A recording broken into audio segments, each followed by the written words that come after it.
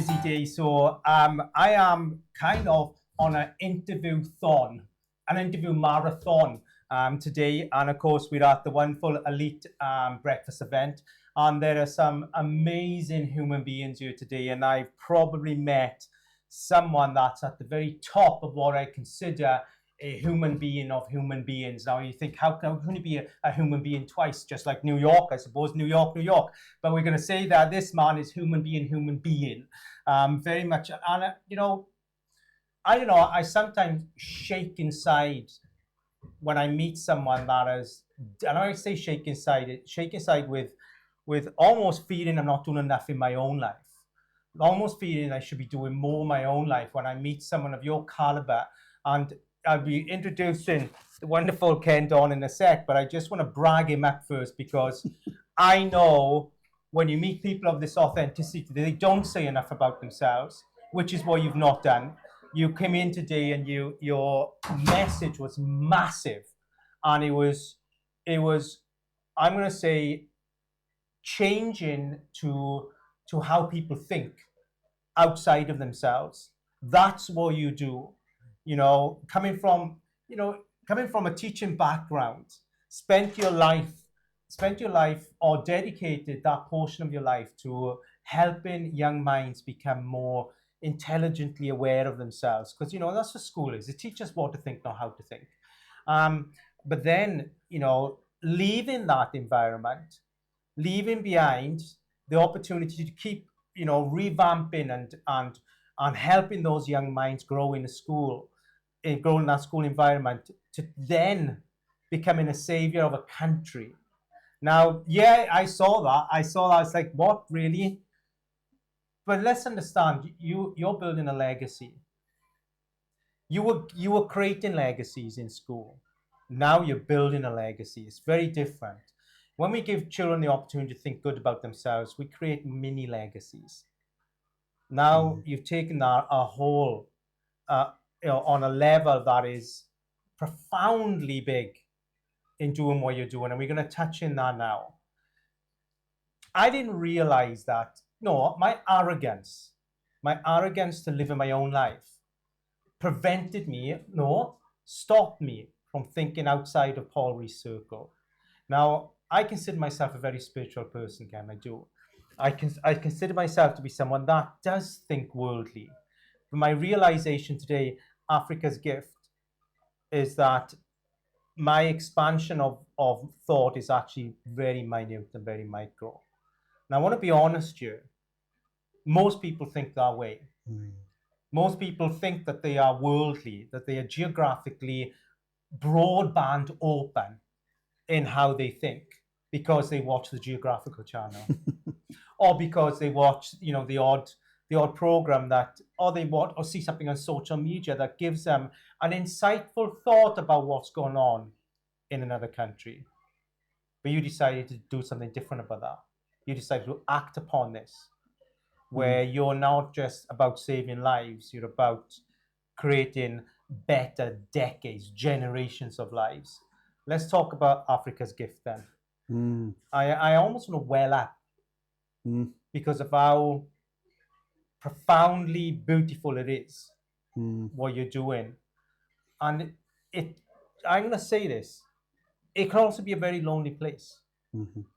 The scale of the message that Africa's gift is wanting to promote and deliver means there's a lot of loneliness within there also, because of having to, even though you'll have a support system around you, Ken, it's not everybody follows our message the way. No, it is tough, and with all charities, the thing that enables you to reach your fullest potential is funding. Yeah. And what one needs to convey is trust. It's a small word, but it's massive. Yeah. Trust is so important. The other word that I would say is integrity. Oh, wow. And actually, if you bring those two to the party, it's a good start. Yeah. But actually, I've been blessed. I've been immensely privileged to meet some very, very humble community members. I've had some amazing mentors, and I would say that the ladies who are the head of the village in African communities have been very influential in my life. Wow. God gave me two very huge ears, just as well this is radio. But actually, God gave me two very huge ears, and what that's afforded me to do is to be a really strong listener. And actually, it's a skill that many people don't fully utilize. Yeah. There is listening, and then there is active listening. And if you actively listen and you are really seeking the message through the noise, then actually that's very empowering, because you actually get a clear vision of what it is that you need to do and where your energies need to go, because we've all got a finite amount of energy, we've all got a finite amount of hours in a day. And actually, one of the things that working in Africa alongside community members, what that affords you is a real appreciation of priority. Wow. So if somebody says to me, what is Africa's gift? Because many people want to go to Africa to give. And what I say is, they do, eh? They do. Wow. I mean, people. Maybe this is my inexperience. Yeah. But no. People actually, for the most part, they're generous. They actually want to give, but they do so, if they're not guided, they do so in a destructive way. Oh, wow. So I would say that it's very easy to give. It's not easy to give well. And by that, I mean, you've got to give in a certain way that doesn't perpetuate dependency, that is not about you. Let me say that again. It's not about you. Let me come in on that. That's profound. It's not about assuaging Western guilt. And that's where a lot of giving comes from. I want to feel better. Yeah. So so basically, people are giving in order to increase their own worth. Well, and if you're doing it for that reason anyway, then there's no giving it, because there's a selfishness behind it. Yes. An emotional layer in then, if we could say. But Ken, let me just come back in, because Africa's gift. It's a huge country. You're one person. That's a pinhead, a tiny pinhead, making this difference. How much resistance have you found? In wanting to make these changes? Have you found that you've got a ton of support that's coming from authentic support? Have you found that you've had to battle through that kind of synthetic support that's just purely there for kudos? Yes. That's muddy waters, though, isn't it? It is. And I mean, Africa is a massive continent, and we are working in maybe 8 or 9 countries within communities within that massive continent. So we need to be mindful that there is so much more to do. What I would say is that for some people, charity begins at home. And one of the things that we've done is through necessity of getting funds to projects, we have actually offered that element of home by actually saying, well, coming as a young person, as a young learner, or as someone from the university of the third age, you come with us on a journey, and you will receive Africa's gift whilst working with the community. And it's not about showering things, material things, on people. I love this quote: the best things in life are not things. So true. Yeah. It's actually the best things in life are experiences that you share with one another that are immensely rich, that will stay with you forever, when your iPhone 13 is out of date, yeah. right? You know, it's not a thing. It's an experience. It's an encounter. You know, and I've been immensely blessed with some extraordinarily rich encounters. And what I've done with Africa, you're talking about life rich now, not money rich. I am. I mean, my social credit is massive. If it was financial credit, I'd be buying Man United now. but no, you know, so actually, you know, the beautiful thing about actually being able to bring people to these immense communities, is that they then receive Africa's gift. And people say, "What's Africa's gift?" And I said, "You've got to come and receive it." I said, because as much as you give, you are going to be a net recipient. And you know, you use the inside out thought here, is that, you know, we're talking about Africa and we're talking about the maturity of the people's, you know, emotional awareness.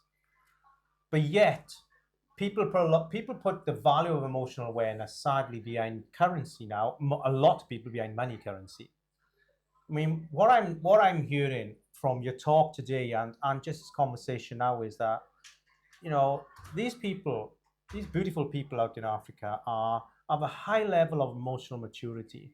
They're not reliant on their iPhone 20 and all these beautiful things, but yet, you know, they're in a place of poverty and constant resilience and these things. And then I think, actually, maybe we are the ones that have low emotional equality.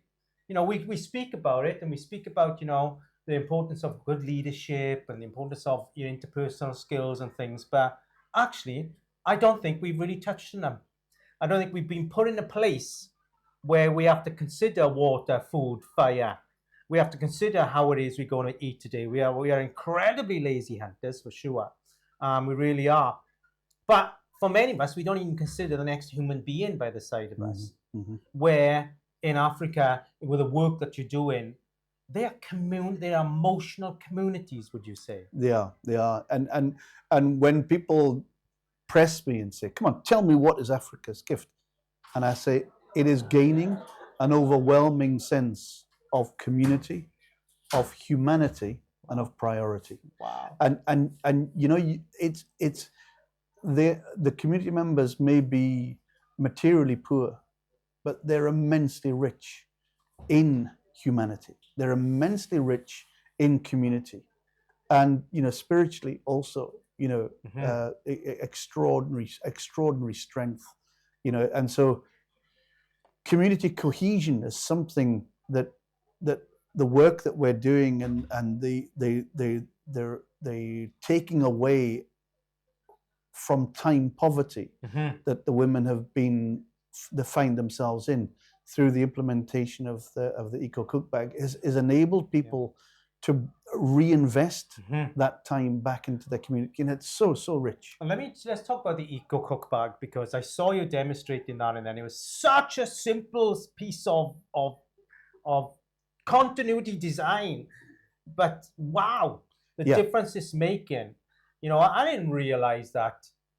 Bless that lady in Africa was 6 hours a day over a fire, you know, breathing, inhaling, getting blinded. Yes. Blinded by smoke. And then, you know, this cook bag is such a simple device that we would probably, I don't know, if we saw it in the pound shop, we'd walk past it and think, I ain't going to use that. No.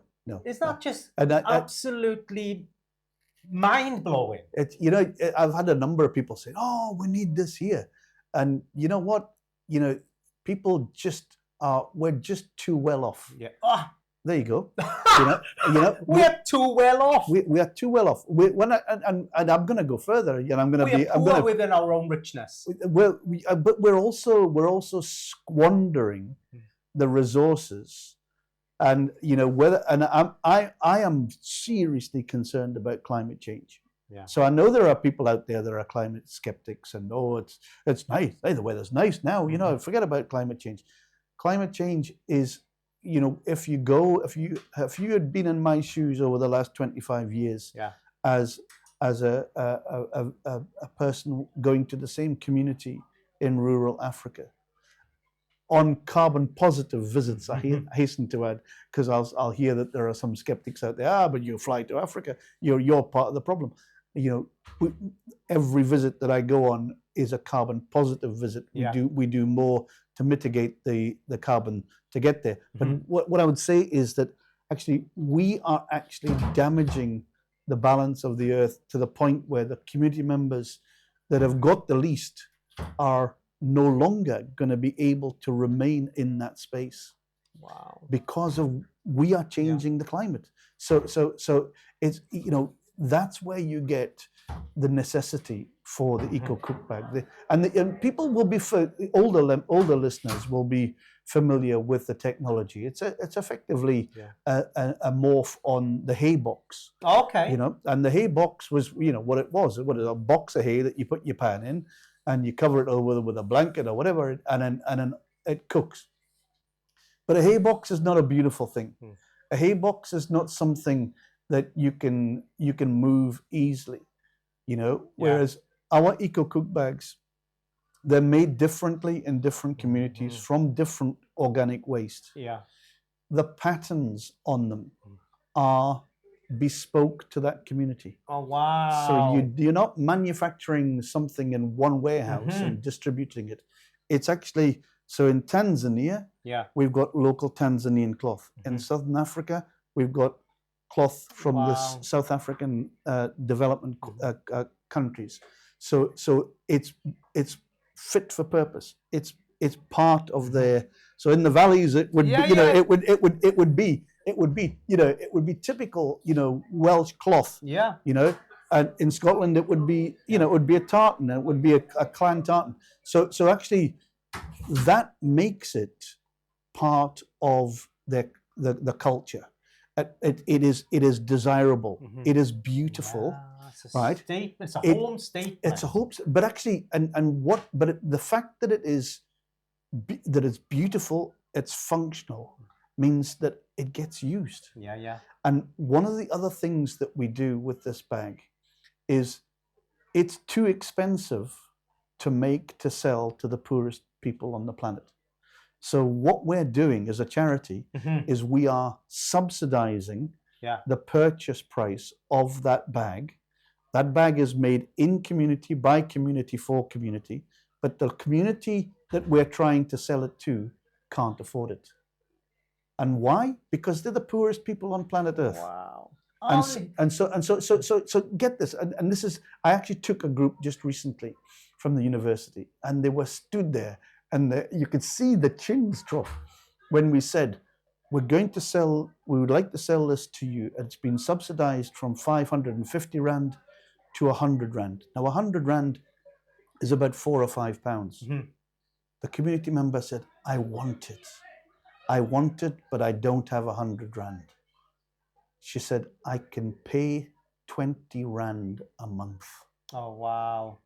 5 months it's going to take her. Wow. But so some of my students, and I when I take people away, whether they be older students of life or of university, I sit them down and we have a round table kind of reflection over a beer or a glass of wine, and people say, but why don't we give them?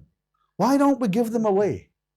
And I said, because as soon as you go into that relationship, you are a donor and a recipient. Oh, wow. The big I am and the touch the forelock, thank you, yeah. right? And I said, there is no dignity in that. Wow. I said, what we seek is dignity at transaction, and we actually want a conscious purchase. Yeah. If you have a conscious purchase, you have somebody for whom money is very hard to come by, but they are prepared to give to purchase that, then that product is valued. Wow. It's not it's not gonna sit as a trophy. Yeah. It's going to be valued, it's going to be used. And what we found is that whole kind of ethos works. Where bags, it's pride. You're when you build pride and you purchase something that has meaning to you, then what you do is you will reflect that feeling out into the community, and then it brings pride to the community, but also they'll become a purchaser because of the connection that's creating, as I say, that emotional currency. Yes. Which is just, I'm amazed that because this isn't a charity, this is very different. This is creating people's legacy in lives. That's what you do. It's fantastic. So what we seek, is we need the financial might to buy. Each bag costs £35. That's all, eh? Right. So people can go on their website. There's a donate button. 35. Africa's Gift website. Africasgift.org. Yeah. They can donate £35. £35 will change a family's cooking for life. Wow. And 35 quid, what is it? A Chinese takeaway. Yeah. That's all that is on a Friday night. Yeah. So instead of getting a Chinese takeaway, put the £35 into that opportunity to change our family for life. And guess what? You can have your Chinese takeaway the following week. Yes.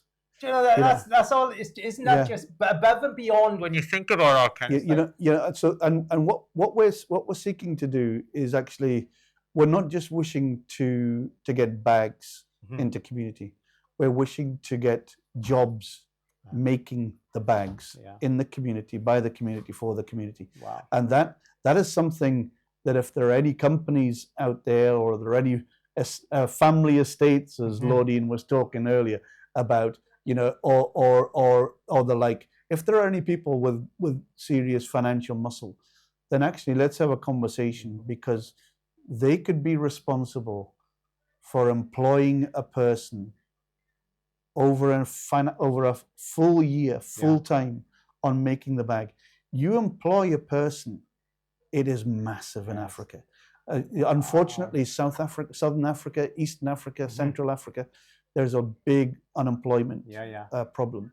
You employ somebody, they will be supporting a full extended family, and they'll be making something that is utilizing waste, that is sharing the beauty of a local product, and is actually making something that is life-changing and planet-saving, because it prevents 2 tons of CO2. Ken, why are you not on the 10 o'clock news? Do you know what I mean? How come you're not after those big dongs? Because here's my thought is that, you've not come from, I'm going to say this, you've not come from this privileged background where it's like, I've got money, so I'll make money. It's none of that. You are one human being individual that decided with other human beings to bring an awareness to something to the world, and that was just your initial seeded thought. Because what I'm seeing here again is that it's much bigger than the Eco Cook Bag.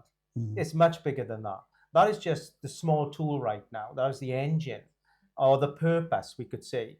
But that Eco Cook Bag is opening up what are generations to come of independence, happiness, better quality of living, better quality of seeing, thinking, and all those things.